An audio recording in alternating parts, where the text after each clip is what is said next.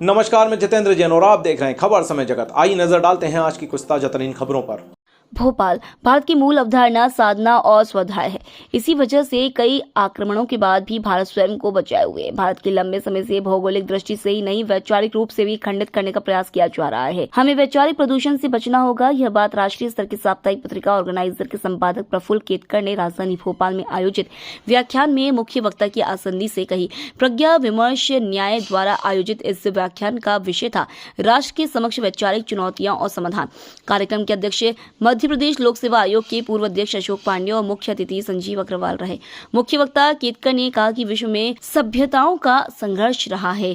भारत ने अपनी जिजीविषा और ज्ञान परंपरा के आधार पर सभ्यताओं के संघर्ष पर विजय प्राप्त की। उन्होंने बताया कि वास्को डी गामा ने स्वयं लिखा है कि पोप के आदेश पर क्रिश्चियन धर्म के प्रचार प्रसार के लिए निकला था। उन्होंने कहा कि भारत में कहा जाता है जो जीता वही सिकंदर, जबकि सिकंदर भारत से हार कर गया था। ऐसे ही कई भ्रम भारत में फैलाए गए हैं। केतकर ने कहा कि भारत को इंडिया कहा जाने लगा है, जबकि इससे पहले भी हमारे पुराणों में भारतवर्ष का उल्लेख है। भारत की संकल्पना भू सांस्कृतिक है, भौगोलिक नहीं। भारत का मतलब है ज्ञान में रत रहने वाला समाज। भारत का ज्ञान तर्क और वैज्ञानिकता की कसौटी पर आधारित है। इसलिए जब पश्चिम के देश पृथ्वी को सपाट मानते थे, उससे भी सैकड़ों वर्ष पहले भारत में भूगोल शब्द जियोग्राफी के लिए प्रचलित था। भारत का पहला सत्याग्रह वर्ष 1780 में हुआ, लेकिन इतिहास की किताबों में इसका वर्णन विरले ही दिखता है।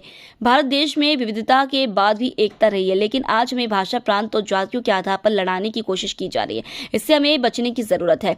भारत के विचार को समझना और उसकी चुनौतियों को समझना समय की मांग है। उन्होंने कहा कि हमारा तंत्र हमारी अवधारणा के आधार पर होना चाहिए। आपकी नैतिकता की बात भी तभी प्रभी होगी जब आप शक्तिशाली होंगे। इसलिए अब हमें अपने स्वयं के तंत्र की स्थापना के प्रयास करने चाहिए, ताकि गुलामी की मानसिकता को समाप्त कर भारत को विकास राष्ट्र के रूप में स्थापित किया जा सके। इसके बाद हमने जो यात्रा शुरू की वो भारत का संविधान बनाकर एक नए राज्य व्यवस्था की यात्रा शुरू की। राष्ट्र तो प्राचीन ही था, चुनौतियां उसके सामने हैं।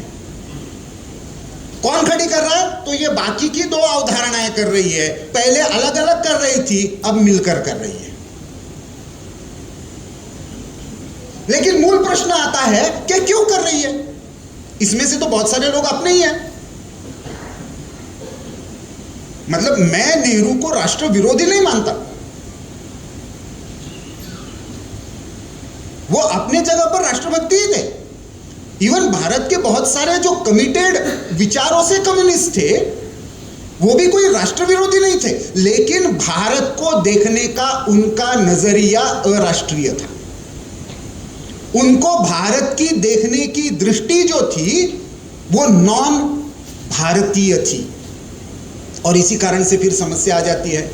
अचानक राहुल गांधी कहना शुरू कर देते कि Bharat is a union of states.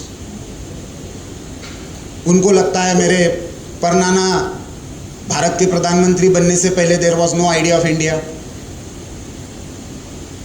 हाँ, हो सकता है आइडिया ऑफ इंडिया शायद नहीं था, लेकिन आइडिया ऑफ भारत तो था। और चलो हमारी बात नहीं मानते हो तो जिनकी मानते हो कम से कम जहां जाकर ट्रेनिंग ले लेते हो उनकी बात मान लो। यदि उससे पहले आइडिया ऑफ इंडिया, भारत जो भी कहना चाहते हो वो नहीं था, तो ब्रिटिश जब आए तो उन्होंने अपने कंपनी का नाम तो ईस्ट बंगाल कंपनी रखना चाहिए था। उन्होंने ईस्ट इंडिया कंपनी क्यों रखा? तो उससे पहले कुछ था ना इंडिया नाम का, तो कहां से था? तो पहली बार उल्लेख मिलता है मेगास्थनीज की बुक में, जब वो इंडिका नाम से भारत के बारे में पुस्तक लिखता है। किसके साथ आया था मेगास्थनीज? तो अलेक्जेंडर के साथ आया था। अब बड़ी विचित्र स्थिति है, क्योंकि हमने हमारे बोलचाल की भाषा में भी ऐसी कहावतें गढ़ ली है। युवाओं को खास करके मैं हमेशा पूछता हूं कि भाई जो जीता कौन होता है, तो वो कहते हैं सिकंदर। तो मैंने कहा इसके आगे ये बताया करो, भारत में आकर जो हारा वो सिकंदर, क्योंकि वो जीतते हुए आया तो था, लेकिन सिंधु के किनारे आते आते ना केवल हारा, हार कर थक कर वापस जाते जाते अफगानिस्तान के आज की सीमा पर पहुंचते पहुंचते मर गया। खबर समय जगत के लिए संवाददाता आदित्य सराठी की report. For latest news, subscribe to our channel and press the bell icon.